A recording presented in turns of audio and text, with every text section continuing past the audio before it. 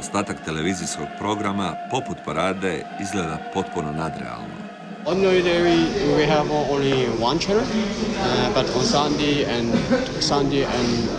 Saturday we have three channels. Program je kombinacija čitanih vijesti o radnim uspjesima i spotova kojima se slavi snaga i moć države, vojska i ljepota zemlje, uz neizbježan vatromet na kraju svakog priloga. I onda opet vijesti pa spotovi i tako cijeli dan do 10 sati navečer kada se gasi ne samo program, nego i struja. Redukcije su stalne, noću su osvjetljeni samo spomenici i jer ih dragi vođa voli, mostovi. Gradske rasvjete i onako nema, kao ni kafića, restorana ili bilo kakvog mjesta na kojem bi se moglo provoditi vrijeme.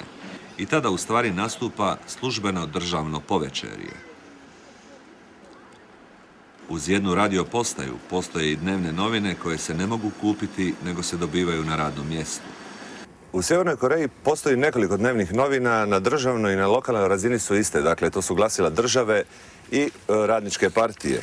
Otprilike izgledaju ovako, dakle, vrlo jeftino, 4 stranice svega i uglavnom dominiraju slike predsjednika. Za strance svakodnevno izlaze novine koje se zovu Pyongyang Times, one su bolje kvalitete, cijele su u boji, ali uređivački princip je potpuno jednak, jedino ima više stranica. I također jednom tjedno izlaze novine koje se zovu jednostavno Demokratska narodna republika Koreja, one su u full koloru, na kvalitetnom papiru, također dominiraju slike predsjednika. U ovome broju, zanimljivo, postoji čak i jedna fotografija na kojoj on nije, dakle, dio Pekinga. U tom moru fotografija i potpuno besmislenih popratnih tekstova nema mjesta ni za jedan problem ove izolirane zemlje, a mnogo ih.